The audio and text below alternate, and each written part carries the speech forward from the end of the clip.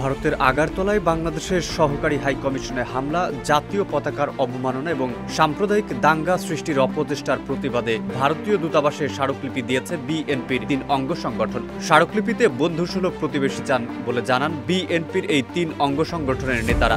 রবিবার দুপুর ১:১টায় ভারতীয় দূতাবাসে জাতীয়তাবাদী ছাত্রদল, যুবদল ও স্বেচ্ছাসেবক দলের ৬ প্রতিনিধি ওই স্মারকলিপি জমা দেন। এর আগে সকালে ঢাকার নয়াপল্টনে বিএনপির কেন্দ্রীয় কার্যালয়ের সামনে যুবদল, স্বেচ্ছাসেবক দল ও ছাত্রদলের যৌথ পদযাত্রা কর্মসূচির উদ্বোধন করেন বিএনপির জ্যেষ্ঠ যুগ্ম মহাসচিব রুহুল কবির রিজভী। এই কর্মসূচি থেকে আগামী বুধবার Dhaka to Akhaura long march কর্মসূচির ঘোষণা করা হয়।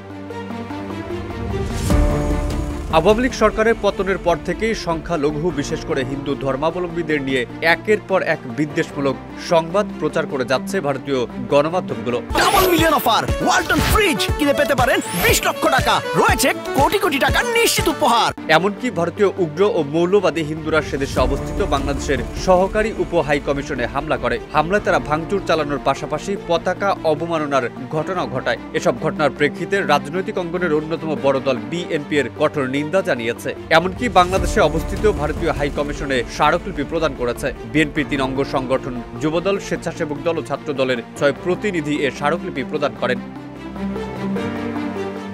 এ সময় ৩ সংগঠনের সভাপতি ও সাধারণ সম্পাদক জানান, আমরা বন্ধুসুলভ প্রতিবেশী চাই, কোনো আগ্রাসীমূলক মনোভাবের প্রতিবেশী দরকার নেই। তারা জানান, ত্রিপুরায় বাংলাদেশের সহকারী হাই কমিশনে ভাঙচুর, পতাকা অবমাননা, সম্পদ বিনষ্ট করা এসব অবমাননার বিচার দাবি করা হয়েছে স্মারকলিপিতে।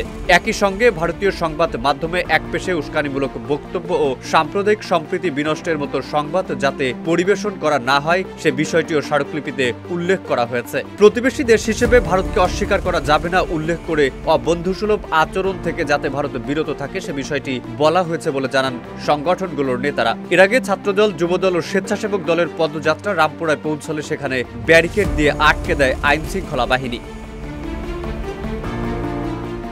এদিকে ভারতীয় হাইকমিশন অভিমুখে বিএনপির ৩ অঙ্গ সংগঠন জাতীয়তাবাদী যুবদল, স্বেচ্ছাসেবক দল ও ছাত্র দলের পদযাত্রা রামপুরা ব্রিজের কাছে আটকে দেয় পুলিশ। এর আগে রবিবার বেলা 11:30টায় নয়াপল্টনে বিএনপির কেন্দ্রীয় কার্যালয়ের সামনে থেকে এই পদযাত্রা শুরু হয়। বাড্ডা অভিমুখী রাস্তায় পুলিশ ব্যারিকেড দেওয়ায় দুপুর 12:35 পদযাত্রা থেমে যায়। রামপুরা ব্রিজের কাছে বিএনপির অঙ্গ সংগঠনের নেতাকর্মীরা জড়ো হয়ে স্লোগান দেন। পদযাত্রায় সংগঠনগুলোর কয়েক হাজার নেতাকর্মী অংশ নেন।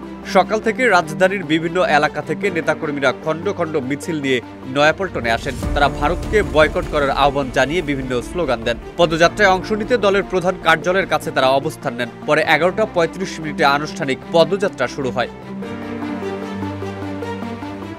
পদযাত্রা শুরুর আগে অনুষ্ঠিত সংক্ষিপ্ত সমাবেশে প্রধান অতিথির বক্তব্য দেন বিএনপির সিনিয়র যুগ্ম মহাসচিব রুহুল কবির রিজভী। তিনি বলেন, ভারতের শাসক গোষ্ঠী বিদ্বেষপরায়ণ ও বাংলাদেশ বিরোধী।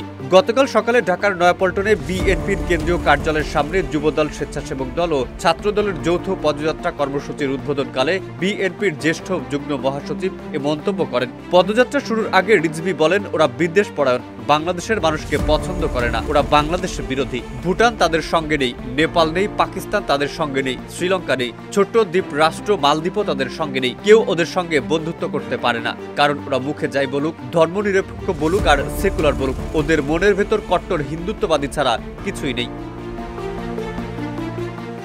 ঢাকায় ভারতীয় হাইকমিশন অভিমুখে প্রতিবাদ পদযাত্রা ও স্মারকলিপি দেওয়ার পর Dhaka to Akhaura long march কর্মসূচি করতে যাচ্ছে বিএনপির এই ৩ অঙ্গ ও সহযোগী সংগঠন। আগামী বুধবার তারা ঢাকা থেকে লং মার্চ শুরু করবে। আগরতলার এপারে বাংলাদেশ সীমান্তের আখাউড়া পর্যন্ত লং মার্চ অনুষ্ঠিত হবে। বিএনপির ৩ অঙ্গ সহযোগী সংগঠনের নেতাদের সঙ্গে কথা বলে তথ্য জানা গেছে, তবে কোনো তারিখ ঘোষণা করা হয়নি। জানা গেছে, গত শনিবার রাতে বিএনপির গুলশান কার্যালয়ে বিএনপির ভারপ্রাপ্ত চেয়ারম্যান তারেক রহমানের সঙ্গে ভার্চুয়ালি বৈঠক করেন যুবদল, স্বেচ্ছাসেবক দল ও ছাত্র দলের শীর্ষ নেতারা।